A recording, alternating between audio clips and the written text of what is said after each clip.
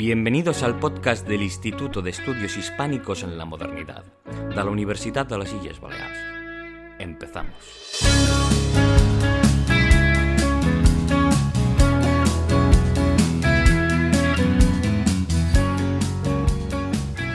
Hola a todos, volvemos a los podcasts con un tema bastante interesante. Un tema que está de moda siempre. Siempre, además que salseante. Los salseos siempre están de moda, no decaen nunca. Y son las familias reales en la edad moderna. Fran nos va a hablar un poquito de las claves de este tipo de familias y qué los hace diferentes de la familia normal, tradicional, digamos. Sí, la idea un poco es hablar sobre un tema que yo creo que a todos nos interesa, que es los problemas familiares. Y si además de encima es en una corte, pues más interesante todavía.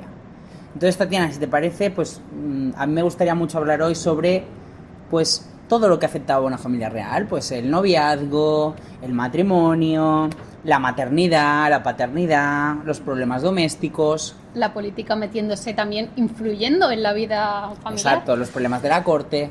Y todo ello, claro, pues vamos a poner ejemplos de distintas familias a lo largo de la época moderna. Obviamente son muchas familias reales, para que os hagáis una idea de lo difícil que era nacer en un tipo... O sea, es decir, estas familias tenían muchos privilegios, pero creo que era muy difícil criarse en una familia así, aunque parezca un poco ilógico. Sí. Yo no me cambiaba por ninguno de ellos. Exacto, porque al final veremos que en estas familias había mucho dolor, traumas familiares, maltrato. Además todo expuesto, porque ahí no hay la vida privada. Efectivamente, todo ello encima sin ningún tipo de privacidad, todo expuesto, y además que cualquier tipo de sufrimiento podía ser muy utilizado por la corte, que es lo que vamos a ver un poco, si te parece. Pues sí, si quieres empezamos por el noviazgo. Bueno, tenemos que partir de la idea, una idea básica, de que los matrimonios por amor generalmente no existían. Es decir, sí que tenemos alguna historia de parejas que llegaron a enamorarse, pero ese no era el fin primordial. Es decir, ningún monarca pensaba, bueno, voy a casar a mi hijo o mi hija para que sea feliz en su vida. No, la felicidad no importaba. O sea, tú tenías que ser feliz cumpliendo los designios de tus padres, básicamente. Entonces, claro, en la edad moderna al final había todo un sistema para elegir a un candidato o una candidata. Es decir, obviamente lo que más pesaba eran los intereses políticos. A veces los matrimonios era para reforzar una alianza, a veces era un matrimonio para sellar una paz, por ejemplo. Bueno, es decir, siempre había como un objetivo primordial, ¿de acuerdo? Es decir, al final la felicidad de los novios era lo que menos importaba. Luego otra cosa, había que sellar unas negociaciones, o sea, sellar un matrimonio regio o de príncipes era muy complicado. Había que sellar unas pautas, unas negociaciones, estaba el tema de la dote, que no era 4 perras, es decir, no era que había que pagar... No, a veces las dotes estamos hablando de ciudades que se entregaban, estamos hablando de sumas económicas ingentes, ¿de acuerdo? Que era la dote que ponía la novia, y al final estamos hablando de mucho dinero, ¿no? ¿Y el proceso? O sea, ¿cómo se sienta un día un rey y dice, pues tengo aquí a mi hija casadera? Vale. ¿Qué hago? ¿Cómo empieza? En primer lugar, depende de los intereses. Por ejemplo, conocemos a los Habsburgo. Los Habsburgo durante la Edad Moderna eran familia, es decir, tenemos 2 ramas, los Habsburgo de Madrid, los Habsburgo de Viena, y al final había unas negociaciones, pero se hacían dentro de la familia, lo cual facilitaba un poco más las cosas. Por ejemplo, en el momento en el que los Habsburgo pactan matrimonios con Francia, normalmente era después de una guerra, porque Francia y España estaban todo el día a la gresca, peleándose. Entonces, ¿qué ocurre? Que era más difícil. Por ejemplo, cuando Carlos II se prepara su matrimonio con María Luisa de Orleans, que es esta reina que hemos hablado tanto, claro, las negociaciones fueron muy difíciles, porque España y Francia estaban solucionando la guerra que llevaban librando, la guerra de Holanda que se llamaba, y en Nimega, que era donde estaban los negociadores de España, el Imperio y Francia, pues claro, estaban pactando la paz. Entonces, mientras tanto, el marqués de los Balbases, que fue el enviado a sellar el matrimonio, tuvo que ir con mucho cuidado para poder pactar esta boda. Entonces, era difícil. Entonces dependía mucho de la corte, de las relaciones y de los objetivos, ¿no? Entonces, pero bueno, lo importante es que cuando, por ejemplo, se buscaba una novia, había una serie de aspectos que eran esenciales. En primer lugar, la fertilidad. Todas las princesas consortes tenían un objetivo claro. No era ni participar en política, no era ni yo qué sé, ni el tema ceremonial, no, era dar un heredero. ¿Por qué? Porque las principales casas reales de Europa son casas patrimoniales, es decir, era una monarquía patrimonial, era la propiedad del rey y por eso era como una empresa, al final, la empresa de padres a hijos, básicamente. Lo que pasa es que muchos territorios. Habsburgo e hijos. Exacto. O sea, entonces, ¿qué ocurre? Que, sobre todo en épocas en las que no había herederos potenciales, no había primos, no había tíos, pues era esencial mirar la fertilidad de la persona. Claro, hoy en día, pues tú vas al médico y te hace unas pruebas de fertilidad, de tal, no, en aquella época eso no existía. Entonces, la única manera que había de ver un poco cómo la persona, la princesa en este caso era fértil, porque cuidado, la fertilidad hay que mirarla en las princesas, no en los príncipes, ¿vale? Como siempre.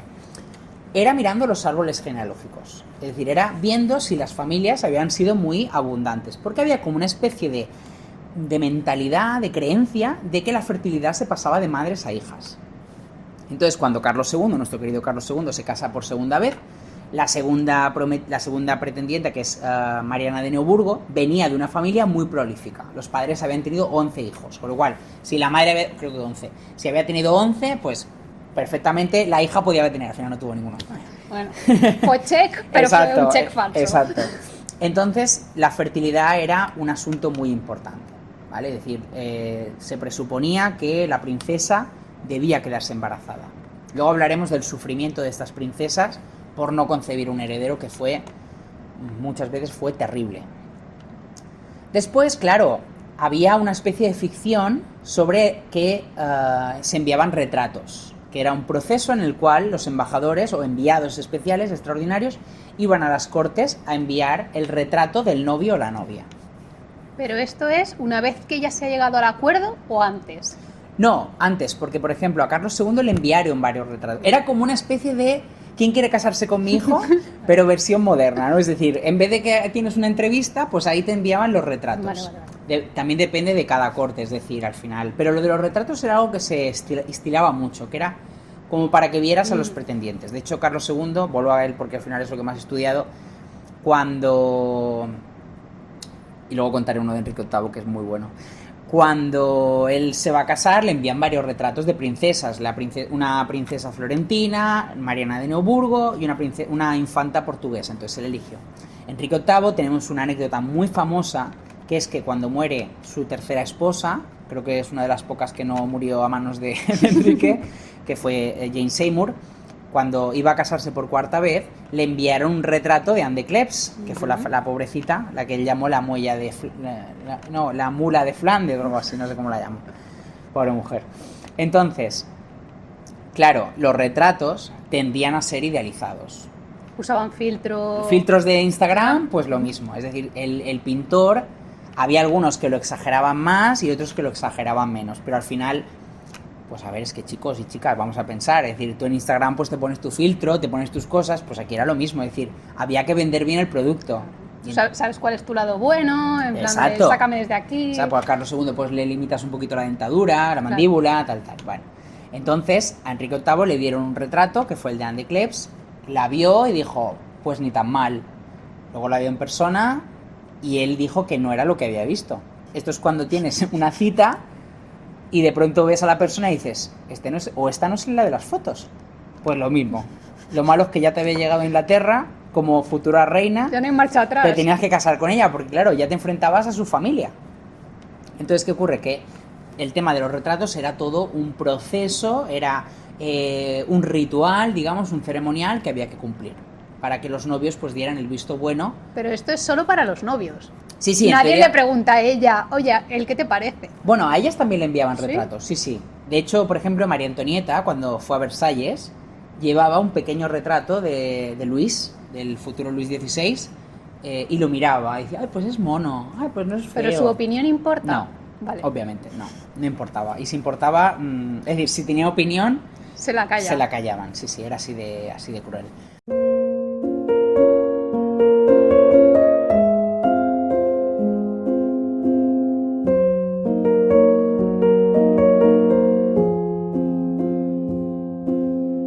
A medida que el día de mi boda se aproximaba, me sentía más melancólica y muy a menudo lloraba sin saber del todo por qué. Mi corazón predecía poca felicidad. Solo la ambición me sustentaba. En el fondo de mi alma había algo que nunca, ni por un solo momento, me permitió dudar de que más tarde o más temprano me convertiría en la emperatriz soberana de Rusia por derecho propio.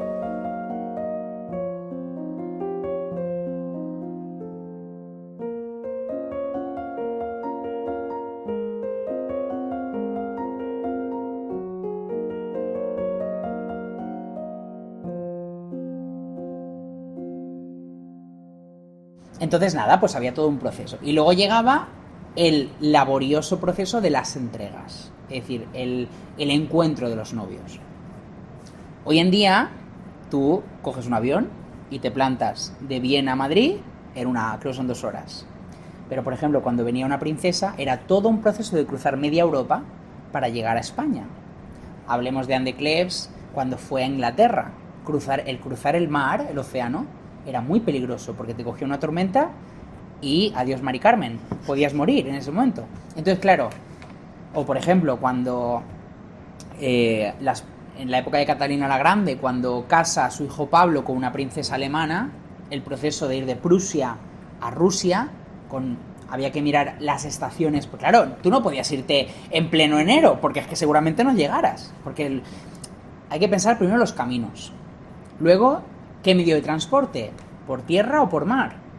Y después la época, porque claro, las heladas, era muy complicado, ¿no? Entonces, preparar lo que se llamaban en España se llamaban las jornadas, la jornada, o sea, el camino, llevaba muchos meses. Había que contratar personal, había que decidir quiénes acompañarían a la princesa, había que decidir el tema de cuántos carruajes, porque claro, no iba la princesa solo, iba la princesa, sus damas, todo el personal, el equipaje. No iba a ir con 4 vestidos la señora, ¿sabes?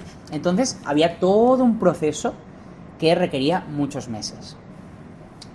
Entonces, claro, una vez se aprobaba, empezaba el viaje. El viaje eran semanas. Estamos hablando de semanas subido en un carruaje, había que buscar dónde alojar a la gente. Por ejemplo, cuando María Luisa de Orleans viaja a España, el Papa concede permiso para que la princesa, la futura reina de España, bueno, ya era reina porque se había casado por poderes, pueda alojarse en los monasterios femeninos que quiera. Era un permiso, porque claro, ¿dónde metes a tanta gente? Es que no hay sitio. Cuando Mariana de Noburgo vino a España, dieron permiso, o sea, buscaron casas para que la reina pudiera alojarse, porque dormir en un barco también es complicado, sobre todo si hay marea. Entonces, era mucho trajín. Entonces, como digo, se iniciaba todo el proceso, había que tener una logística muy clara, y podía haber incidentes, obviamente. Hubo muchos problemas, por ejemplo, cuando la mal llamada Juana la Loca se dirigió a Flandes, hubo muchos problemas para la partida, porque, por ejemplo, España estaba siempre, bueno, en este caso Castilla y Aragón estaban en guerra con Francia todo el día.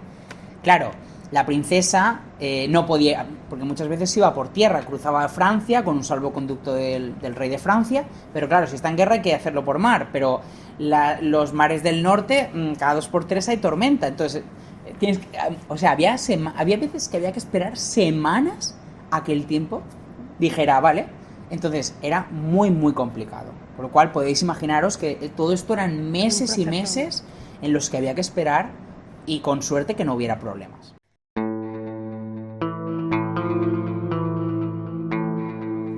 Pero hubo retrasos e imprevistos, y el viaje de la infanta padeció desgracias que en unos casos aumentaron gastos y en otros hicieron inútiles muchos de los que se habían efectuado, además de provocar muertes y penalidades a los que participaron en la expedición.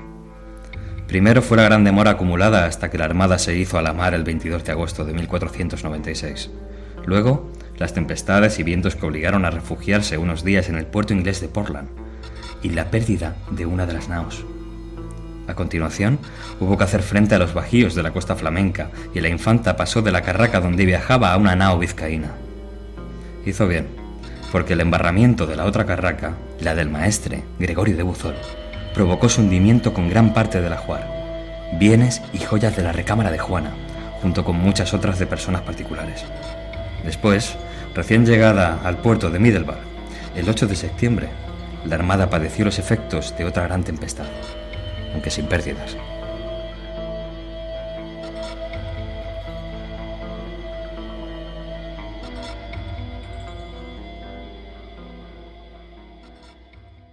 Vale, pues ha acabado el proceso este de toda la jornada, ha llegado la muchacha a su destino. Ha llegado viva. Ha llegado con bien. ¿Cómo se conocen? Yo creo que ahí había muchos nervios, porque al final vas a conocer a una persona con la que vas a convivir toda tu vida. Es decir, a partir de ese momento, para bien o para mal, se crea un vínculo entre los dos, entre marido y mujer, con una persona que prácticamente no conoces, ¿no? Entonces, ahí muchas veces estaba, claro, el tema de las entregas. Por ejemplo, en el caso español, siempre que una princesa francesa había matrimonio franco-español, pues solía hacerse en una pequeña isla que era frontera con España. Entonces, al final, pues ahí simbólicamente se organizaba todo un yo qué sé, pues en plan festejo. Exacto, era un ceremonial, ¿vale? Y ahí se hacían las entregas, digamos. Claro, muchas veces no salía bien. Es decir, a veces, pues la princesa llegaba y, por ejemplo, con Enrique VIII, con Ana de Cleves, pues hubo un incidente porque, claro, el rey, Enrique, se vistió de incógnito y entonces apareció y como que le fue a dar un... En plan, estaban como en un festival y tal y claro, él fue así, haciendo la broma, claro, estaba acostumbrado a hacer lo que le daba la gana a este hombre, y fue como a darle un beso y ella como que lo apartó y ya fue mal. Ya a partir de ahí fue mal.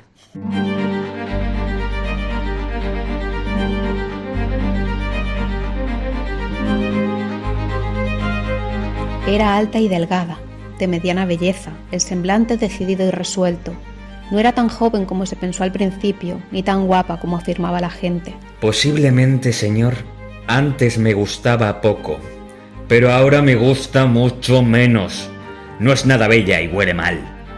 Pensé que no era doncella por la flacidez de sus pechos y otras señales que, al sentirlas, me golpean tanto el corazón que no tuve voluntad ni valor para probar el resto. No puedo tener apetito de aires tan desagradables. La he dejado tan doncella como la encontré.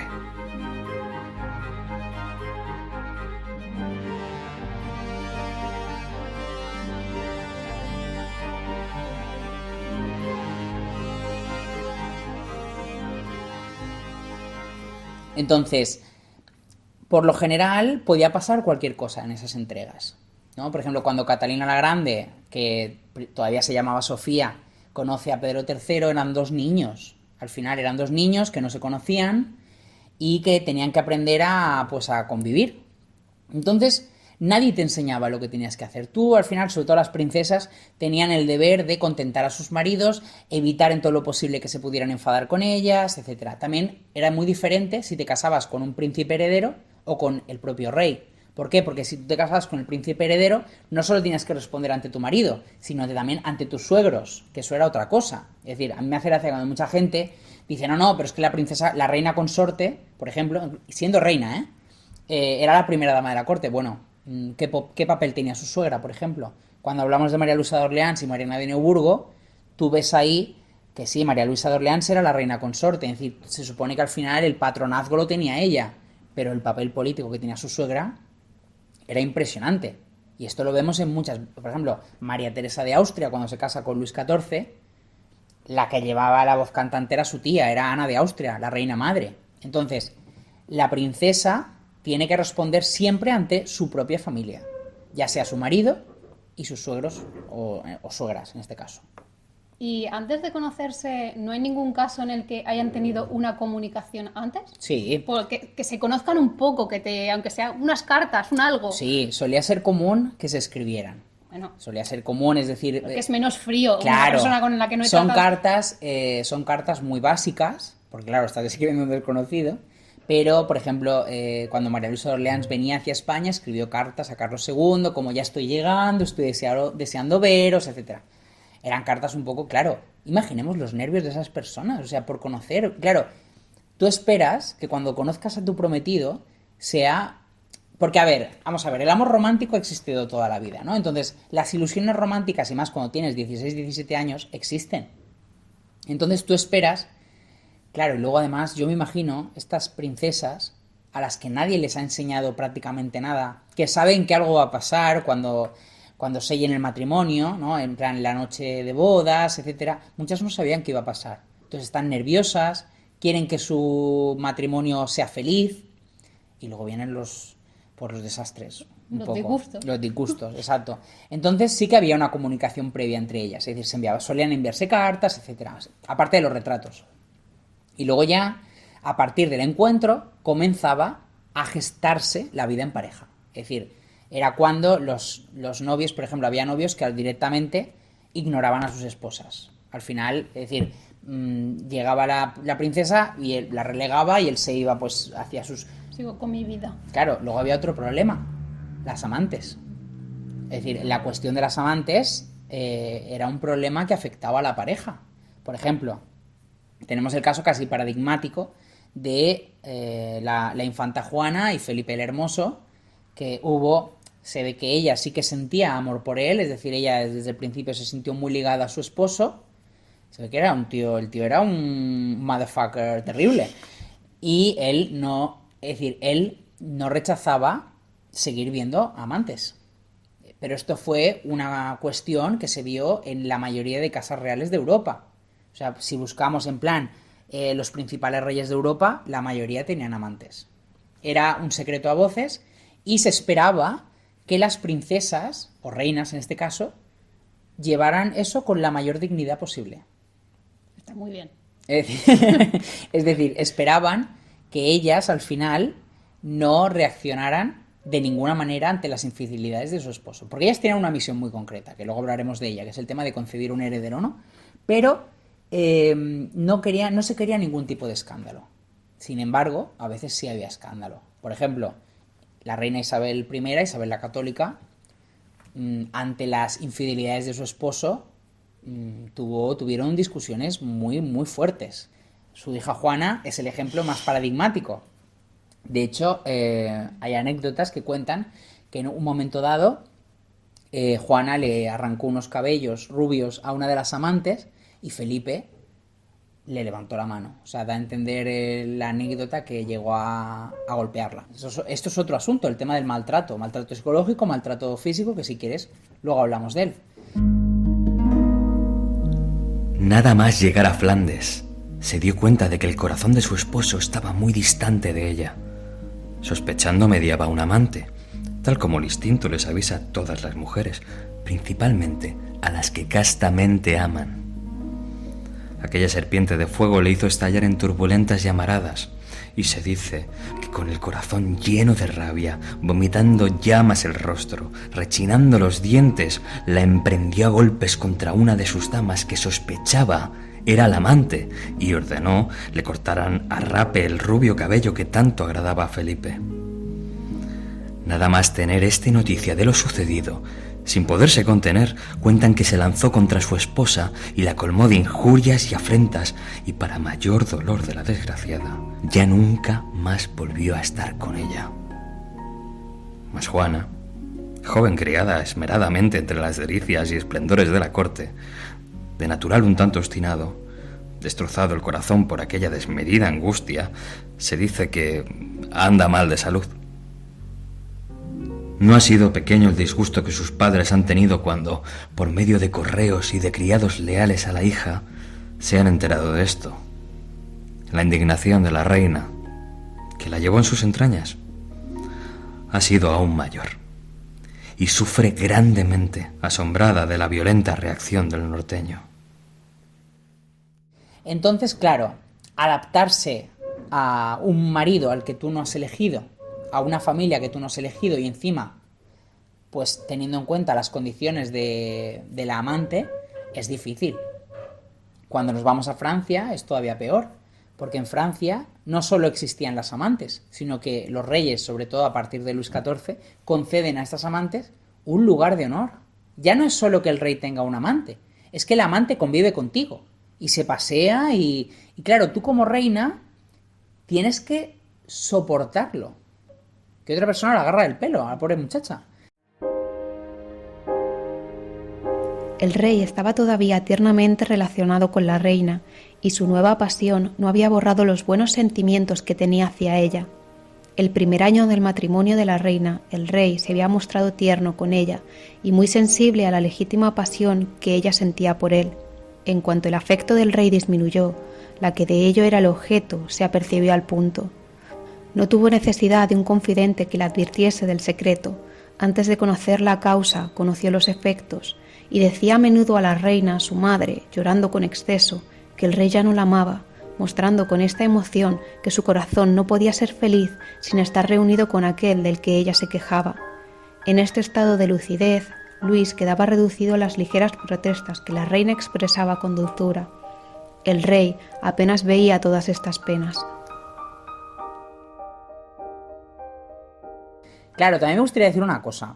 Muchas veces se ha culpado a las amantes. Esto es parte de la visión un poco patriarcal que tenemos y de esta misoginia que está tan...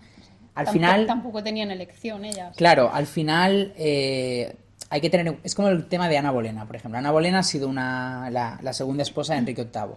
Ana Bolena ha sido una mujer muy vilipendiada por la historiografía, la culpable, ¿no?, de que Enrique se divorciara de Catalina, pero Ana Bolena también fue víctima de unas facciones, como explicamos en nuestro podcast, fue víctima de unas facciones, de unos grupos de poder, de los Norfolk y los Bolena, que al final la colocaron allí.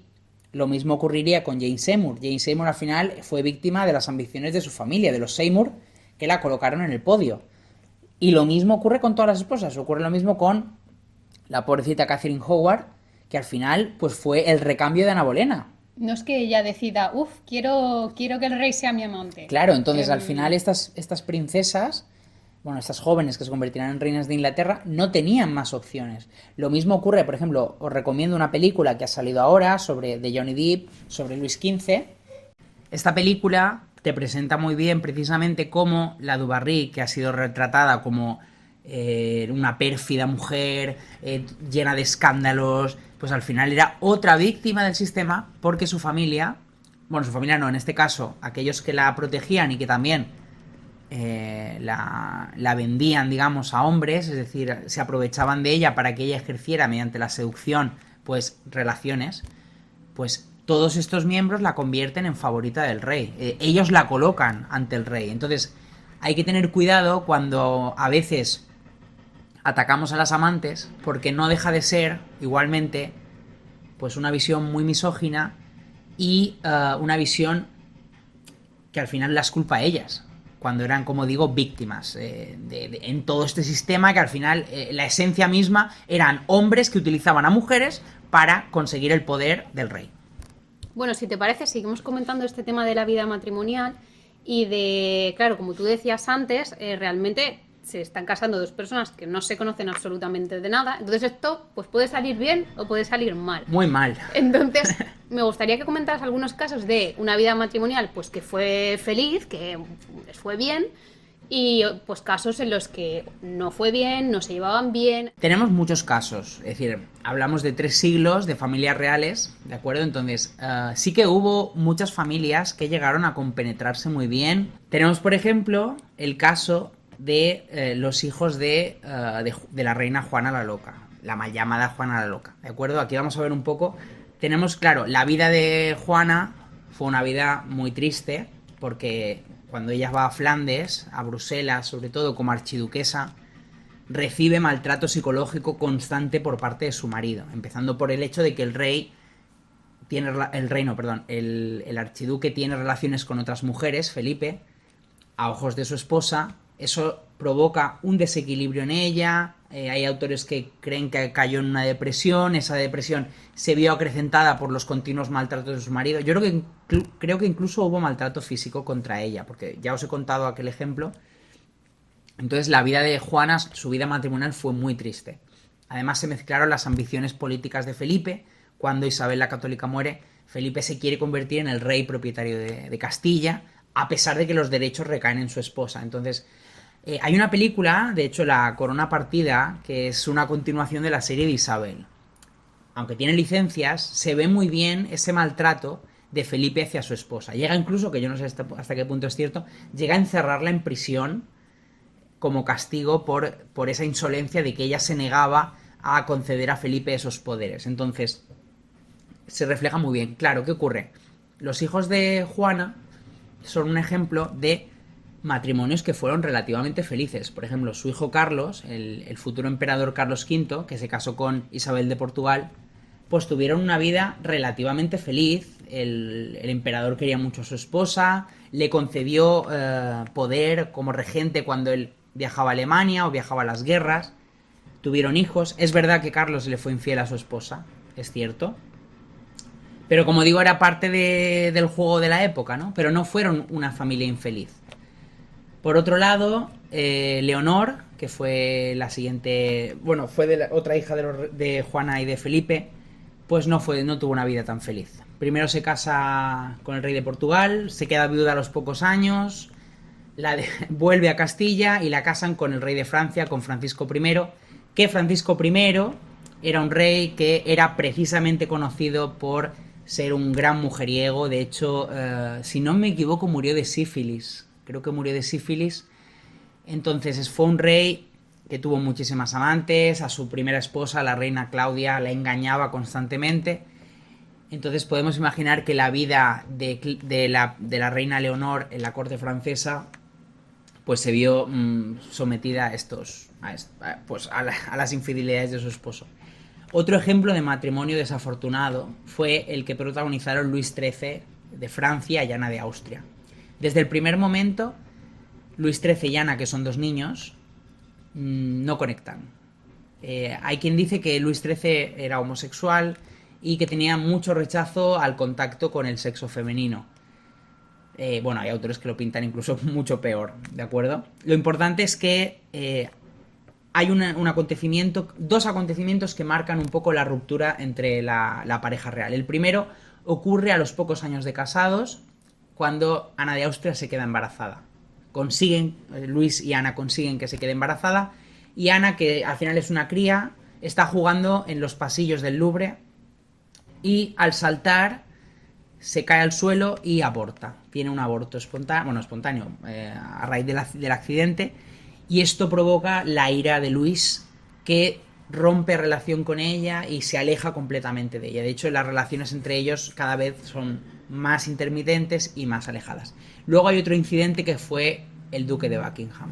El duque de Buckingham, como representante del rey de Inglaterra, viene a la corte francesa y se queda extasiado, enamorado de la reina de Francia. Esto lleva a la leyenda que aparecerá en Los Tres Mosqueteros de que los reyes tuvieron encuentros en los jardines del palacio y ella le regaló esos arretes, ese collar, que luego llevaría toda la historia de que el cardenal Richelieu quería apoderarse del collar. Bueno, esto también fue un problema, y a esto se le sumaban todas las intrigas palaciegas, porque la familia real francesa es la familia más desestructurada que podemos ver en toda Europa, una de ellas, mucho más que la familia española y de lejos. Entonces, ¿qué ocurre? Que la vida familiar de Luis y de Ana era una vida muy tormentosa. De hecho, Ana tuvo a Luis XIV, si no me equivoco, fue en 1635, cuando ellos se casaron en 1614, con lo cual 13-14. Entonces, estamos viendo que han pasado muchísimos años. Nadie esperaba que Ana realmente tuviera un hijo. El que ya esperaba ser rey era el hermano de Luis, Gastón. Claro, cuando a Gastón le nace el hijo, el sobrino es como, no, pero es que luego vino otro. Entonces, hay mucha leyenda sobre la paternidad de Luis XIV. Lo que importa es que Francia aceptó el nacimiento, Luis aceptó el nacimiento y Francia tuvo un rey. Luego también otros matrimonios desafortunados, obviamente. Ya hemos hablado de ellos, el de Catalina la Grande con el futuro Pedro III. Pedro nunca quiso a su esposa.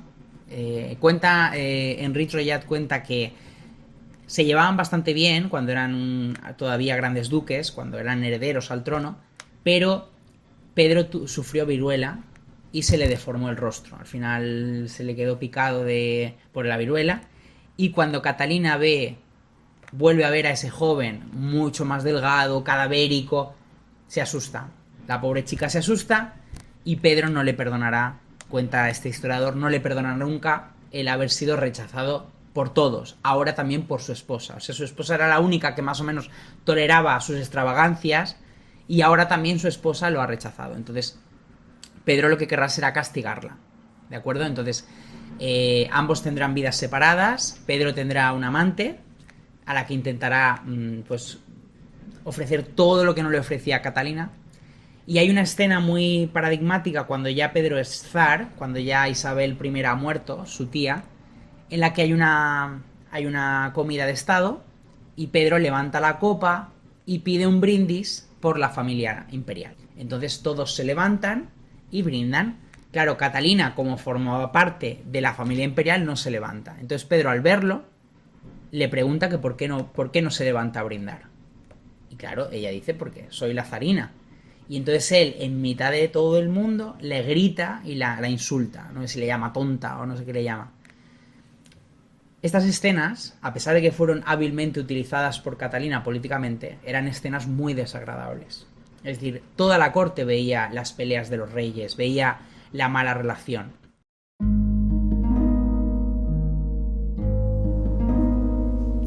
Toda la atención que el gran duque me había mostrado anteriormente cesó. Me hizo saber mediante un sirviente que vivía demasiado lejos para venir a visitarme. Yo estaba muy al tanto de su falta de entusiasmo y afecto. Mi orgullo y mi vanidad sufrieron, pero ni se me habría ocurrido protestar. Me habría sentido humillada si alguien hubiera mostrado alguna señal de simpatía que pudiera ser interpretada como compasión. Habría estado preparada para sentir afecto por mi nuevo esposo si éste hubiera sido capaz de sentir cariño o estuviera dispuesto a mostrar un poco de afecto. Pero en los primeros días de nuestro matrimonio llegué a una triste conclusión sobre él. Me dije a mí misma, si te permites amar a este hombre, serás la criatura más desdichada de esta tierra. Con tu temperamento, esperarás alguna respuesta mientras que este hombre apenas te mira. No habla de otra cosa que no sean sus muñecos y presta más atención a cualquier otra mujer que a ti misma. Eres demasiado orgullosa para quejarte. Por lo tanto, presta atención, por favor, y mantén a raya cualquier afecto que pudieras sentir por este caballero.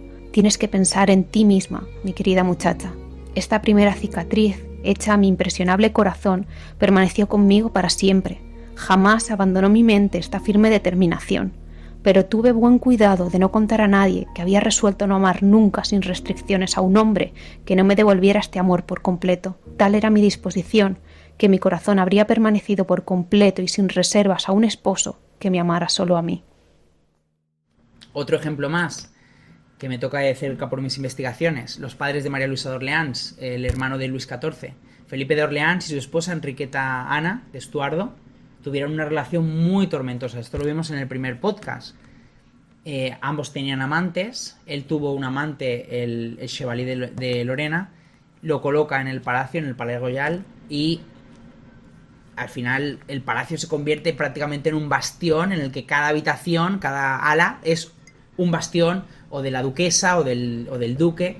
Entonces era una vida terrible y se comentaba en la corte que incluso Felipe maltrataba a su esposa. Eran cosas que se decían. Entonces, Tatiana, respondiendo a tu pregunta, ¿había maltrato? Mucho maltrato. Sobre todo maltrato psicológico. El maltrato físico, a pesar de que también existía, era más imperceptible en el sentido de que no queda tan registrado en la documentación. Es decir, yo creo que los embajadores, cuando eran conscientes de que podía darse algún tipo de maltrato físico, edulcoraban la forma de decirlo. Por ejemplo, en vez de decir que Felipe pudo abofetear a Juana, Felipe el Hermoso pudo abofetear a Juana de Castilla, pues dice le levantó la mano. Entonces era una forma de edulcorar, porque claro, era muy grave. Es decir, al final detrás de una reina o una princesa hay una familia detrás. Entonces era complicado. Bueno, como nos habías comentado, el fin de todos estos matrimonios es tener hijos, y aquí se pueden dar varios escenarios. Puede ser que o todo vaya muy bien y sea un matrimonio súper fructífero, que tengan un montón de hijos. Puede ser que parezca que no y pase mucho tiempo y luego resulte que sí, como has comentado del tema de Luis XIV. Uh-huh. O puede ser que esos hijos no lleguen nunca. Entonces, háblanos así un poquito de distintas, danos pinceladas de estas situaciones. Bueno, en este caso, claro, hablamos de que no había manera de saber si una persona era fértil o no. Es decir, simplemente era la observación, esperar, no había otra manera. Había unos rituales, es decir, obviamente los reyes tenían que tener relaciones sexuales, si no, poco se podía hacer, pero luego, aparte, se hacían otras cosas. Si el bebé se retrasaba, normalmente las monarquías visitaban lugares religiosos, cada monarquía tenía los suyos, ¿no? A rezar. Por ejemplo, era muy típico en la monarquía hispánica que los reyes visitaran la Virgen de Atocha en Madrid, eran como visitas procesionales casi, para pedirle que fecundara a la monarquía, ¿no? En Francia, por ejemplo, pues había distintas iglesias que se veían para este fin, es decir, al final era una forma, por ejemplo, las reinas de Francia solían ir mucho a Val-de-Grâce, que es un monasterio, ¿no? Donde de recogimiento, donde a veces las reinas se retiraban allí, pasaban el tiempo, entonces, bueno, había distintos lugares para poder pedir a Dios que concediera un hijo. Luego también había otros remedios. Hay que pensar que a lo mejor cosas que nos parecen una locura hoy en día estaban súper extendidas en el siglo XVI-XVII, ¿no? Por ejemplo, totalmente desaprobado que la reina montara a caballo, porque el ejercicio físico podía dañar, no solo dañar el bebé, sino dañar la propia concepción, es decir, incluso impedir que se produjera la concepción del mismo, ¿vale? Porque tensaba los músculos, etc. También se pensaba que había alimentos que predisponían para no quedarse embarazada. O sea, era toda una mística, como un reflejo mítico de todo lo que suponía bueno o malo para el embarazo.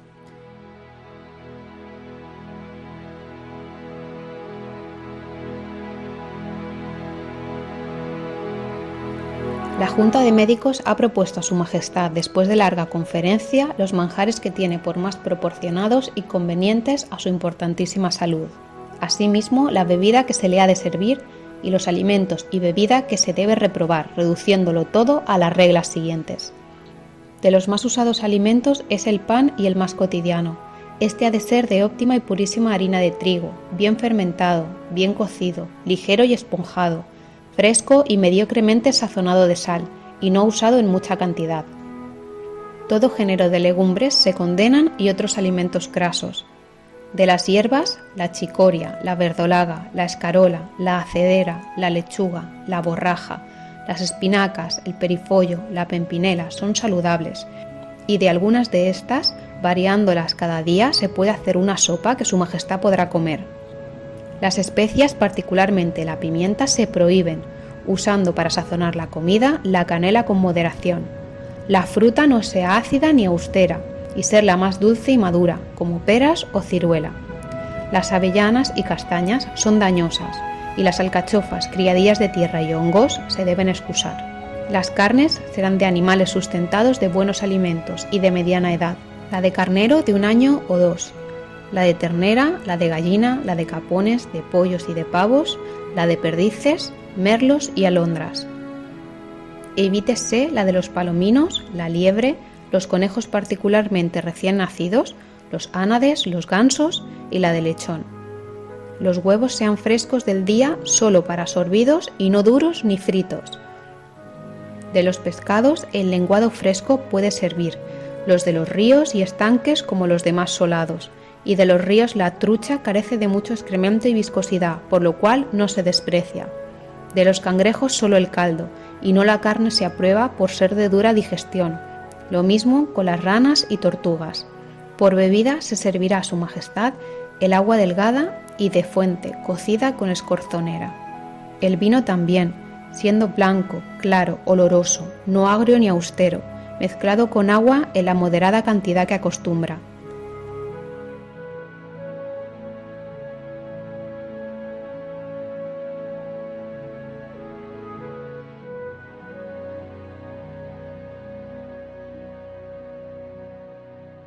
Todo esto podemos imaginar que, es decir, esto eran cosas que se transmitía a las princesas y eran creencias como súper establecidas, ¿de acuerdo? Entonces, la única manera de saber si una mujer estaba embarazada era cuando dejaba de venir el periodo. De pronto dejaba de venir el periodo y había una serie de escenarios, por ejemplo, la crecida de los pechos, más apetito, todo esto daba a entender que la reina podía estar embarazada. Bien, luego hablaremos, si quieres, de los embarazos psicológicos, que hubo también, por la presión de lo que suponía. Hubo casos de monarquías en las que los reyes al poco de casarse, se queda la reina embarazada. Hubo muchos casos, y hubo casos en los que tardó muchísimo en venir por diversas circunstancias, ¿vale? Lo mejor que le podía pasar a una reina, a una princesa, era quedarse embarazada y concebir un heredero. Si concebías un heredero, de pronto tu posición pública se blindaba, ¿de acuerdo? Por ejemplo, Catalina de Aragón, la esposa de Enrique VIII, se quedó embarazada en varias ocasiones y llegó a tener, además de María, de la princesa María, tuvo un hijo, Enrique, que vivió pocos meses. En el momento del nacimiento de Enrique, por unos instantes, su posición se vio blindada. De pronto, Enrique exageraba sus atenciones a ella. Claro, en cuanto el niño muere, vuelve otra vez la decepción. Y a pesar de que ella concebió un heredero, la decepción recae sobre ella. O sea, de algún modo se castigaba a las mujeres por una muerte que no es culpa suya. Por ejemplo, otro ejemplo característico de la corte inglesa.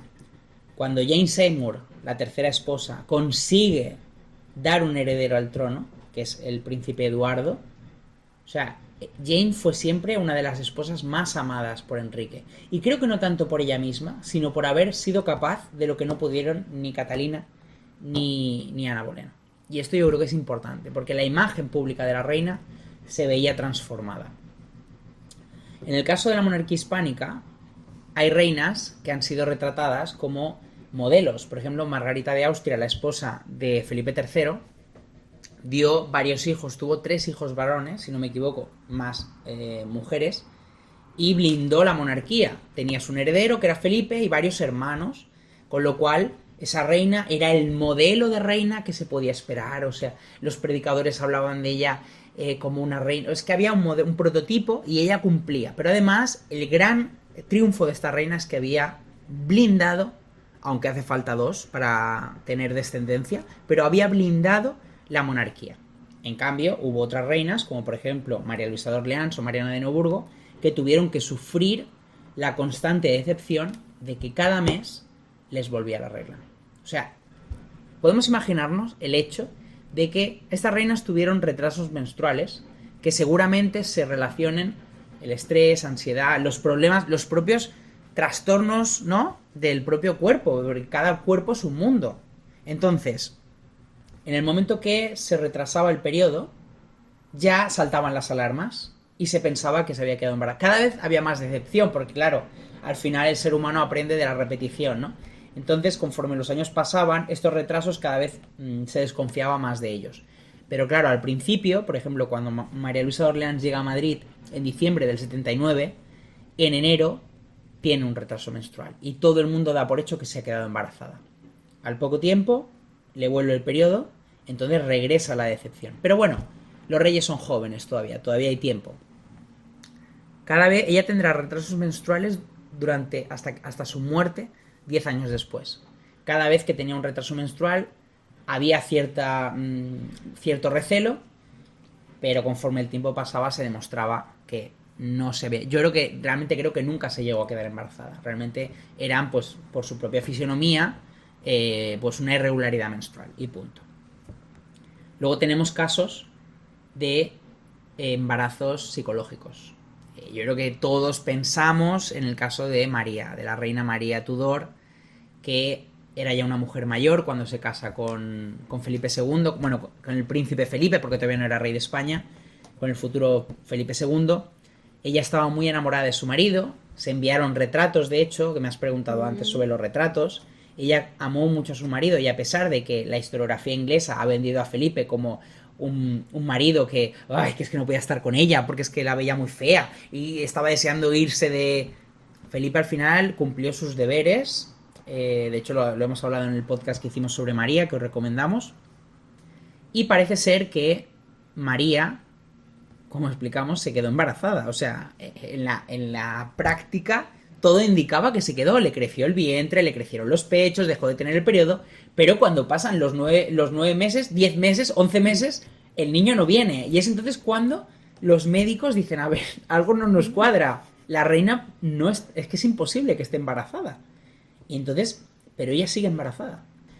se produjo lo que parece ser un embarazo psicológico en ese sentido. O sea, era tal el deseo de María que su propio cuerpo construyó el escenario para un embarazo. En julio, tanto doctores como matronas cesan de hacer cálculos. La reina llevaría 11 meses de gestación y si diera a luz a un hijo sano sería un verdadero milagro. Pero la persuasión universal y la creencia de que tal milagro sucedería en esto, como en todas las otras circunstancias de su majestad, cuando más desesperaban los juicios humanos, y mucho mejor y más triunfante habría sido el resultado. Podemos imaginar todo lo que vino después. La decepción, porque claro, al final ella necesitaba un heredero porque recalco mucho esto, son monarquías patrimoniales, al final es una posesión, la monarquía, los territorios son una posesión que tú legas a tus herederos, ¿no? Y estamos hablando de una Inglaterra, como estudiamos, convulsa, donde ella estaba instaurando el catolicismo, pero todavía no estaba asentado, ¿no? Más casos, pues tenemos el de María Antonieta también, nuestra querida María Antonieta. Tardó 10 años en tener relaciones sexuales con Luis, con el futuro Luis XVI, y durante esos 10 años la corte la castigó porque era incapaz, cuando sus cuñadas estaban dando hijos, los hermanos del rey, estaban dando hijos a la monarquía, herederos, ella, que era la Delfina, era incapaz y la castigaban a ella. Solo cuando finalmente Luis y ella mantienen relaciones, ella le dará 2 hijos, bueno, le dio más, pero 2 vivos, la princesa María Teresa y el futuro delfín, Luis Carlos, su posición cambia. Pero yo recalco mucho esta idea de la responsabilidad que se daba a las reinas. O sea, al final se las hacía responsables del fracaso de la pareja, porque eran los dos, en este caso, ¿no? El caso de Ana de Austria. Ana de Austria tardó décadas y cuando concibió un heredero, de pronto su posición, no ante su marido, porque Luis nunca la llegó a querer y de hecho tenían una relación muy conflictiva, pero cuando Ana tiene 2 hijos varones para el trono de Francia, teniendo en cuenta que Francia tiene la ley sálica que impide a las mujeres heredar el trono, la posición de Ana cambia completamente. No tiene nada que ver. Entonces, vemos que en líneas generales, a pesar de que los siglos pasan y de que las cortes van cambiando, hay innovaciones, la idea perdura. La idea de esta reina, princesa, que debe concebir un heredero al trono, continúa. Pero es que continuará después del siglo XVIII, siglo XIX, incluso siglo XX. Porque al final las monarquías son hereditarias, con lo cual se necesita un heredero para perpetuar la dinastía. Entonces, por eso digo muchas veces que a pesar de los privilegios que tenían estas reinas, a pesar de que tenían una vida cómoda, de que no les faltaba de nada, su vida muchas veces era una vida psicológicamente terrible, que desestabilizaba, sometida a presiones. Y muchas mujeres llegaron a tomar brebajes pensando que esos brebajes las iban a hacer más fértiles, ¿no? Incluso se habla de que algunas fueron involuntariamente envenenadas por ello. Por ejemplo, María Luisa de Orleans, corrían rumores de que había tomado demasiado, como unos brebajes que al final la afectaron y por eso murió. Son leyendas, ¿no? Pero hay mucho detrás de todo esto, Tatiana. Yo creo que todavía hay que estudiar en profundidad el verdadero sufrimiento, o sea, todo el sufrimiento que esconde la necesidad de la perpetuación dinástica. Pongamos la situación de que ya tenemos niños, ya en Sale la familia todo bien. real sale todo bien. ¿Cómo es la infancia? ¿Cómo vive un niño dentro de una familia real? Depende mucho de la corte que miremos. Hubo cortes en los que sí que se dieron casos de una relación materno y paterno-filial más clara, es decir, cortes en las que el hijo recibía más cariño por parte de sus padres, y hubo cortes en las que la infancia de estos niños y niñas fue muy triste, ¿de acuerdo? Entonces, depende mucho del rey, depende de la dinastía, de la época, pero en general, estos niños desde que nacen tienen una función política. Es decir, desde el momento en el que se tiene un hijo o una hija, este hijo o hija es un peón que se va a utilizar. Normalmente, en el caso de los hijos, la corona. Son los herederos. En el caso de las niñas, si no hay descendiente varón, la primogénita se plantea la corona o ser casadas para forjar alianzas dinásticas. Entonces, a los niños desde pequeños ya se les está comiendo la cabeza, o sea, como convenciendo de cuáles son sus deberes. O sea, tú cuando llegas adulto no te llevas ninguna sorpresa, porque tú ya sabes qué es lo que se va a esperar de ti. ¿Qué pasa? Que hay familias, como digo, que la relación entre padres e hijos tiene una infancia más feliz y otros que tienen una infancia más triste. Para mí una excepción de familia es la de la monarquía hispánica, sobre todo la de los Austrias. Los Borbones ya es otra cosa.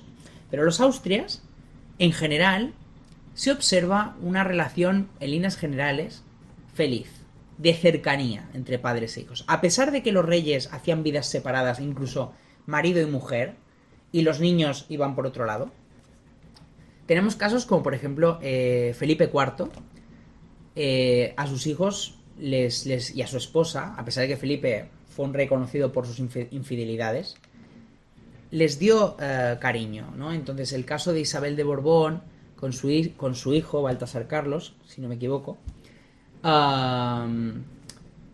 fue un niño muy querido por su madre. Él estaba unido a la casa de la reina, con lo cual ambos tenían el mismo servicio, y ese niño recibió mucho cariño. Tenemos el caso de Mariana de Austria y Carlos II. Mariana, cuando se queda viuda, Carlos es el heredero, sube al trono, y el lazo entre ambos, yo lo he defendido siempre en mis investigaciones, fue muy fuerte. Es decir, Carlos, a pesar de los conflictos políticos que hubo entre ellos, a pesar de que Carlos llegaría a desterrar a su madre a Toledo durante 2 años, que para mí fue una forma de reclamar independencia, no fue otra cosa, fue casi el capricho de un adolescente que una visión mesurada. Carlos siempre dependió de su madre, la visitaba con frecuencia, le preguntaba sobre cuestiones políticas y al final tuvo una relación muy cercana con ella.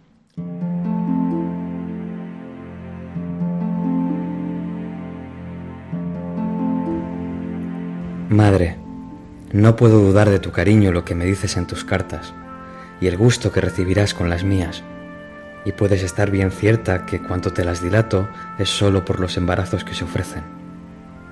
Yo he salido al campo 2 o 3 veces, porque, como es menester guardarme del sol, no lo he podido repetir más. Hijo mío, bien espero de ti y lo que debo a tu cariño, que has de disponer nos veamos cuanto antes, pues no podrás dudar con cuánto anhelo espero ese consuelo que ha tantos días carezco de él, que atenderás también a consolarme en todo, pues mi maternal amor y cariño solo ha deseado merecer en todas ocasiones, como espero en Dios que cada día lo has de ir reconociendo más, y no dudo de ti que lo has de creer así.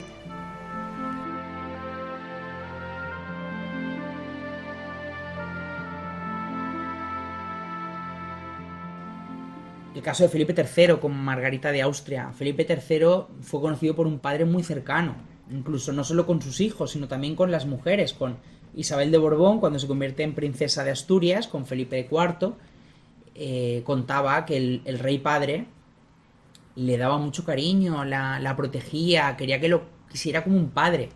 Esto es una cosa para mí un poco atípica, porque luego ves la corte francesa, y la corte francesa para mí es lo más desestructurado del mundo. Vemos el caso de los Valois en el siglo XVI, con Catalina de Medici y sus hijos. A pesar de que Catalina tenía grandes proyectos para sus hijos, ella siempre tuvo un favorito, que fue Enrique de Valois, Enrique de Anjou, al que quiso con locura, y sin embargo a sus otros hijos les demostraba un desprecio.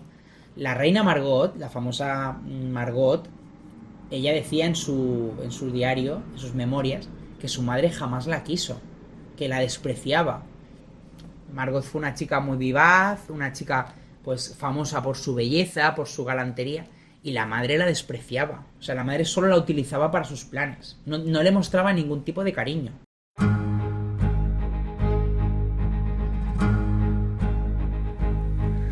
Le dije a mi madre que el señor de Guisa quería casarse con Margot, que sus tíos también estaban deseosos de un matrimonio así, y que si mi hermana sentía una pasión similar por él, sería peligroso, pues podría terminar por contarle todo lo que mi madre decía. Conoces bien la ambición de la casa de Guisa, le dije, y lo dispuestos que están en toda ocasión a burlarse de la nuestra. Sería, por tanto, apropiado que en el futuro no le comuniques a mi hermana ningún asunto de estado, y que poco a poco le retires tu confianza. Estas palabras fueron como puñales clavados en mi pecho. En mi desgracia experimenté tanto dolor como antes alegría de ser recibida y contar con su favor. Traté de convencerla de mi total ignorancia sobre lo que mi hermano le había dicho. Le dije que era un asunto que nunca había oído mencionar antes y que si lo hubiera sabido seguramente se lo habría hecho saber de inmediato. Pero todo lo que le dije fue inútil. Las palabras de mi hermano le habían causado una gran impresión. No volví a recuperar su confianza. Mi hermano me la arrebató como me la había dado. Me la había dado sin razón y me la había quitado sin causa. Me había elogiado por mi discreción y prudencia cuando no lo merecía, y ahora sospechaba de mi fidelidad por motivos totalmente imaginarios y ficticios. Le aseguré a mi madre que nunca olvidaría la conducta de mi hermano y se puso furiosa, ordenándome que no mostrara el menor resentimiento. A partir de ese momento, poco a poco, me fue retirando su favor. Su hijo se convirtió en el dios al que veneraba, en cuyo santuario ella lo sacrificaba todo. Y esto pasa con otros hijos. O sea, hubo muchos hijos de casas reales que crecieron sin recibir ningún tipo de cariño paterno. María Tudor, siendo princesa, durante el divorcio de sus padres, tuvo que aguantar que su padre la obligara a firmar un documento en el que se declaraba hija bastarda.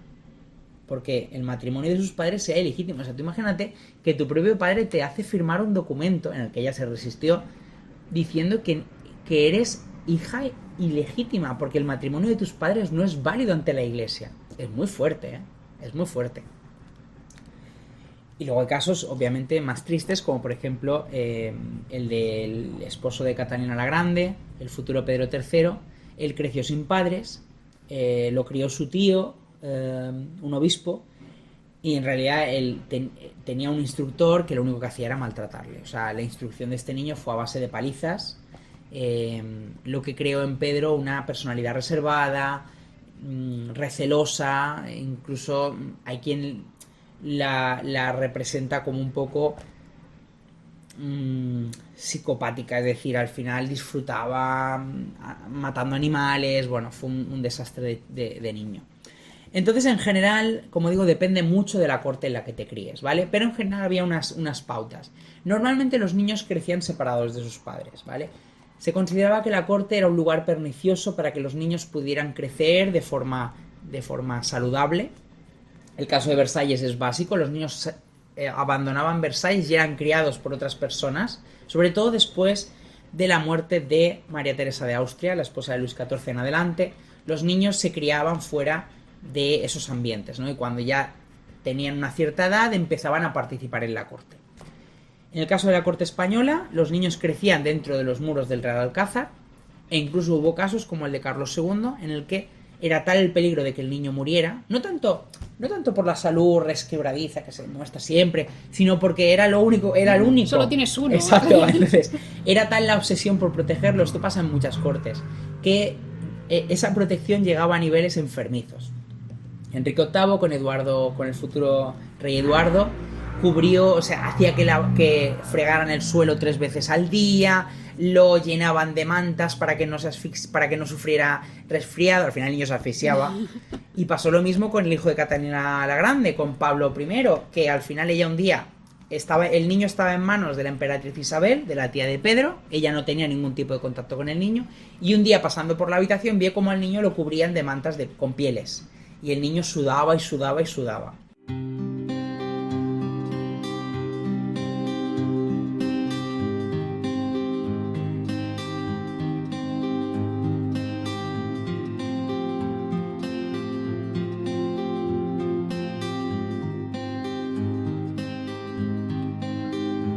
Lo tenían en una habitación extremadamente caliente, envuelto en un paño de franela, en una cuna adornada con una piel de zorro negra.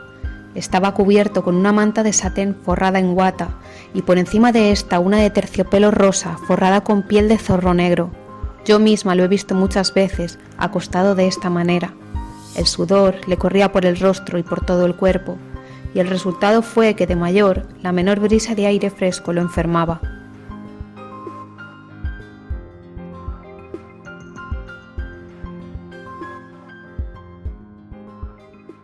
Entonces, esta protección enfermiza por el heredero al trono no solo se dio con Carlos II, que es como el caso más paradigmático, sino en general con prácticamente, sobre todo cuando no había herederos. Entonces era esencial cuidar la salud del heredero, porque era lo que necesitabas para la continuidad dinástica.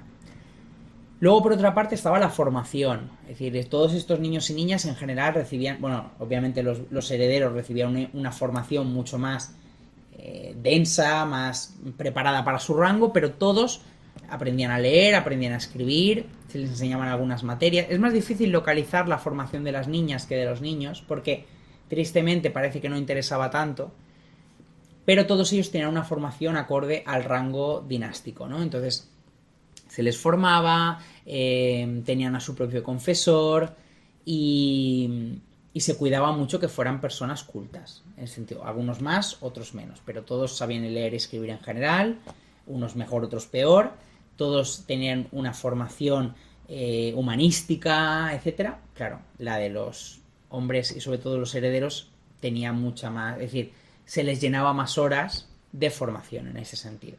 Estos niños crecen, pasamos a adolescencias, llegamos a adultez, vamos a la chicha.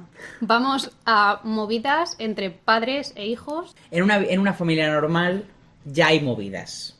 Es decir, en general, en una familia normal ya hay disputas entre padres e hijos, más menos. Cuando es una familia real, hay más problemas. ¿Por qué? Porque, como hemos hablado al principio, se mezcla la política. La política, la corte, los grupos, las facciones, todo eso. Claro, entonces cuando el heredero al trono o la heredera crecen, sobre todo esto ocurre cuando los padres los tienen muy jóvenes, que al final el reinado del padre o de la madre se continúa y claro, esto es un poco como lo que ocurría con Isabel II de Inglaterra y el príncipe Carlos, que al final ha sido rey, el siendo pobre. Un yayo ya. Exacto. Pues esto podía pasar, ¿no? Entonces, ¿qué ocurre? Que muchas veces había disputas entre padres e hijos bastante graves. El caso más paradigmático ocurre en el siglo XVIII con los Hanover de Inglaterra, la familia Hanover. Todos los reyes de Inglaterra tuvieron problemas con los príncipes de Gales. ¿Por qué? Porque al final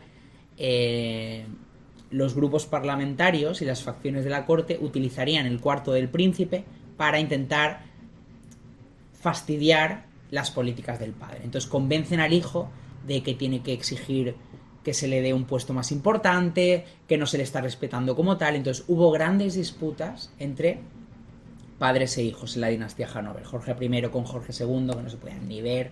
Bueno, un desastre. Tenemos otros ejemplos mucho más severos. En Rusia directamente tenemos casos de padres que mataron a sus hijos. O sea, mataron al heredero al trono. Uno de los más significativos, el de Iván el Terrible, que mató a su hijo de un bastonazo en la cabeza. Hay un cuadro muy famoso, pintado en el siglo XIX, que muestra a Iván besando la cabeza ensangrentada de su hijo y basta ver los ojos de locura del padre, como porque ahí se da cuenta de lo que ha hecho, ¿no? Otros casos, el de Pedro el Grande. Pedro el Grande tuvo 2 matrimonios. El primer matrimonio, que fue con Eudoxia, a la cual encerró en un convento para poder divorciarse de ella, porque no era una relación terrible. Con este matrimonio tuvo a Alexis, que fue el heredero al trono, ¿de acuerdo? Era el gran duque, el zarevich. Y luego tuvo un segundo matrimonio que fue con una campesina, que luego adoptó el nombre de Catalina I, luego ya sería zarina, y tuvo 2 hijas, a Isabel y a Ana. ¿Qué ocurre? Que el príncipe Alexis tuvo muchos problemas con su padre. Él no terminaba de aceptar esa gran apertura de Pedro el Grande, esos proyectos, y tuvieron muchos conflictos, hasta el punto de que grupos cortesanos aconsejaron a Alexis que abandonara la corte porque su vida estaba en peligro. Alexis huye al Sacro Imperio y su padre lo reclama constantemente. Vuelve, que no te va a pasar nada. En plan, lo de ven aquí, que no te voy a pegar. Pues así. Entonces, y le pedía, por favor, que quiero reconciliarme contigo, tal. Alexis acepta la palabra de su padre. En cuanto vuelve, es apresado, torturado y muere en prisión. Siglos después, como anécdota, el hijo de Catalina la Grande, Pablo I, se llevaba a matar con su madre. O sea, es que nunca tuvieron una relación sana. En primer lugar, porque Catalina no crió a su hijo, no hubo lazos. En segundo lugar, porque el padre, aunque Catalina defendió en sus memorias que el padre de Pablo no fue Pedro, Pablo sí consideraba a Pedro III su padre. Entonces, ¿qué ocurre? Que todo esto tenemos podcast que hablamos más detenidamente, ¿vale? Estos son como pequeños detalles. Pablo creció recordando que su padre había muerto en extrañas circunstancias y que todo el mundo señalaba a su madre como la responsable. hay un momento en el que Pablo le dice a su madre, oye, quiero hacer una gira por Europa, porque soy el heredero al trono y me lo merezco. Vale. Y Catalina, no te vas a ir. Y él, mamá, que quiero ir. Entonces Catalina le dice, vale, venga, pues vete, te hacemos una gira, te vas por Francia, te vas por el Sacro Imperio, tal. Entonces un aliado de Pablo, un miembro de la corte, le dice, yo no me iría, porque la última vez que el zarevich abandonó Rusia, luego ya no pudo volver, y cuando volvió se lo cargó su padre. Mamá, no me quiero ir, yo no me quiero ir de aquí. Y Catalina, no, ahora te vas. Bueno, Pablo y su mujer y María salieron llorando a rastras hasta el carruaje, porque no se querían ir, ¿eh? Porque Pablo pensaba que la madre lo iba a desheredar como lo mejor que le podía pasar. Y lo agarró la madre y le dijo, tú te subes al carruaje y te vas a dar tu paseo. Me has dado la turra, pues Exacto. ahora te vas. Al final, spoiler, Pablo volvió y no pasó nada. Pero para que veáis que hubo familias que se llevaban muy mal. Otro ejemplo de familia desestructuradísima. Luis XIII, con su madre, él heredera el trono siendo muy pequeño porque a su padre Enrique IV lo asesinan. Y entonces la regente, María de Medici, que era su mujer, asume la regencia. Y claro, Luis y ella se llevan fatal. María tiene sus favoritos, como Concini, que fue pues, uno de los favoritos italianos de la reina. Entonces, la corte, hay un cortesano que se llama Luins, que fue el favorito de Luis XIII antes de que llegara Richelieu, que es el famoso, y convence a Luis XIII de dar un golpe de estado contra su madre. Un golpe de estado que se salda con, no digo el asesinato, la masacre de Concini, que fue asesinado por la turba, y su madre fue depuesta por el propio hijo. Su propio hijo depone a María y hubo varias reconciliaciones, hasta el punto de que un día María de Medici, que queda aislada en el Palacio de Luxemburgo por conspiraciones contra su hijo, escapa en una escena un poco dantesca. La mujer tenía mucho sobrepeso. Entonces baja por una ventana descolgándose de una cuerda. Entonces eran familias muy desestructuradas, ¿no? Con muchos problemas, muchas disputas. Claro, porque al final, en una familia normal, los hijos reclaman mayor independencia, muchas veces. Reclaman su lugar, reclaman que los padres, pues, mamá, quiero volver después de las 12. Mamá, me tienes que dejar conducir el coche. Pues imagínate en una corte. O sea, al final, los hijos quieren mayores dosis de independencia. En la monarquía hispánica tenemos casos totalmente contrarios. Carlos I con el futuro Felipe II, Carlos intentó, buscó la manera de integrar a su hijo completamente. Carlos estaba con todo el imperio, entonces hizo unas instrucciones para su hijo, lo dejó como regente en la península mientras él se iba al imperio o a Flandes.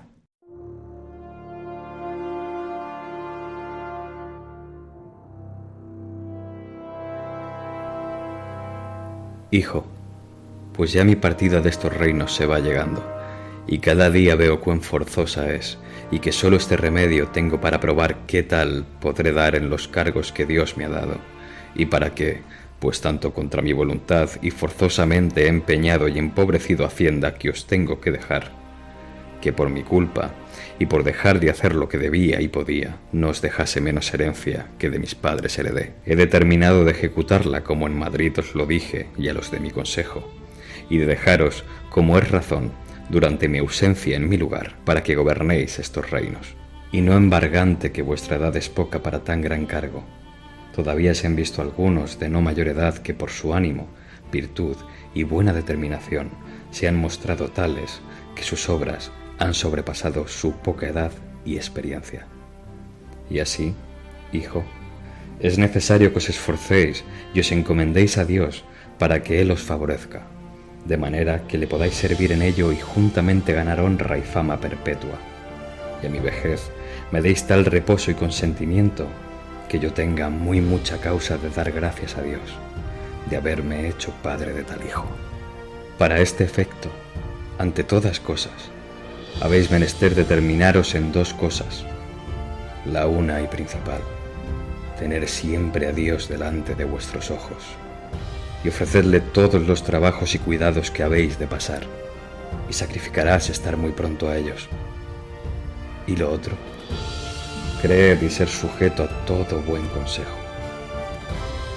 Con estas dos proposiciones, supliréis la falta de vuestra poca edad y experiencia, y la tendréis tal con el tiempo, que de aquí a poco seréis bastante y capaz para gobernarlos bien y cuerdamente.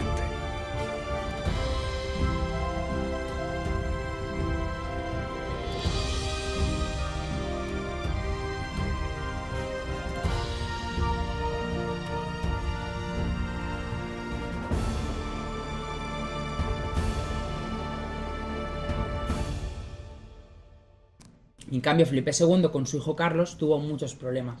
Carlos se ha demostrado que tuvo algún tipo de enfermedad mental, no se sabe bien qué ocurría, pero al final la historia tristemente acaba con el príncipe Carlos encerrado en una torre, no sabemos si torturado, pero muere en extrañas circunstancias, que es otra leyenda negra que envolvería a Felipe II, una vez más. Entonces, claro, tenemos historias muy truculentas de familias desestructuradas. Tenemos que tener en cuenta, si una familia normal ya puede ser desestructurada, una familia real pues tiende a serlo igualmente, ¿no? Entonces nada, yo te digo, Tatiana, que crecer en una familia así era muy complicado. Claro, luego cuando, con suerte, para el heredero, el padre o madre moría, entonces daba mayor independencia. Había casos en los que el príncipe había vivido tantos años bajo la sombra de su padre o su madre que era incapaz de asumir un reino en condiciones. Hay casos, por ejemplo, de reyes que son eclipsados por sus padres. En el caso de la monarquía hispánica, Felipe III vivió siempre a la sombra de Felipe II.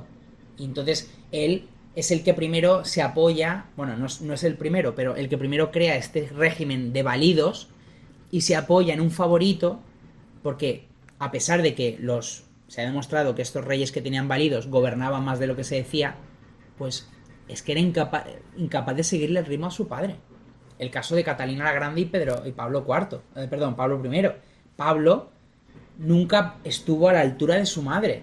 De hecho, le llamaron el zar loco, porque las políticas eran completamente erráticas y de hecho su reinado dura 5 años, me parece. O sea, es asesinado. Él sube al trono en 1794 y en el 1801 es asesinado en una conspiración. Entonces, muchos reyes vivieron siempre a la sombra de sus padres incluso después de muertos y no fueron capaces de estar a la altura de lo que se esperaba de ellos. Y eso, claro, hay que también reconocerlo porque eso conllevaba un gran sufrimiento.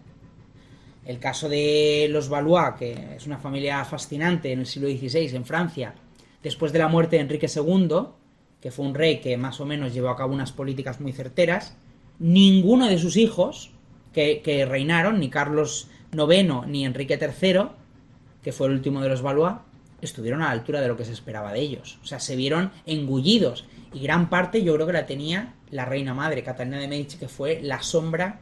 Ella quería siempre que sus hijos fueran modelos a imitar de su padre, pero ella fue la primera que yo creo que los coartó y no les dejó, además de que eran reyes políticamente débiles, no les dejó ejercer sus funciones. Entonces, o el caso de Enrique VIII y Eduardo. Eduardo crece bajo la sombra de su padre completamente y cuando sube al trono es un rey, es un niño dominado por todos los grandes señores que habían reinado en los últimos años de su padre. Eduardo nunca estuvo a la altura de su padre, pero es que tampoco se le dejó reinar, estuvo siempre dominado por las facciones de la corte. María Tudor sería una reina, a pesar de la leyenda negra que se ha creado sobre ella, una reina que sí que reinaría por sí misma y que tendría una directriz política, más o menos errada, no me meteré en ello. Y luego tenemos a Isabel, que obviamente es el gran modelo de reina que ha quedado, que tampoco fue una reina perfecta, tenemos que hacer un podcast sobre Isabel, yo creo, pero fue una reina que reinaba y que tenía un gobierno fuerte. Entonces la conclusión, Tatiana, en general, es que estos príncipes y princesas, muchos de ellos crecieron con infancias muy difíciles y que tuvieron que sobrevivir no solo ante la corte, sino también ante sus propios padres. Porque hay que tener en cuenta una cosa: estos hijos es el recordatorio más claro de la inminente muerte del padre. Es decir, cuando el padre veía a sus hijos, hay padres que a lo mejor los veían con orgullo. Bueno, cuando yo me muera tendría este hijo, pero otros no. Otros los veían como amenazas a su propia supervivencia de alguna manera. Entonces, la conclusión es que las familias reales estaban tocadísimas. Bueno, pues ha sido una conversación súper interesante. Y si te dejo aquí, pues nos quedamos eternamente. Al final lo que nos interesa es dejar claro que esto son pinceladas, es decir, estamos generalizando un poco, pero hablamos de 3 siglos de monarquías. Claro. Entonces, simplemente para que veáis un poco casos y sobre todo invitar a la gente a que lea más sobre estos reyes y reinas, porque tienen vidas fascinantes. Entonces, es como un poco introduciros en el tema. Pues sí, esperamos que os haya gustado mucho. Y nada, pues nos escuchamos en el siguiente. Os esperamos a todos.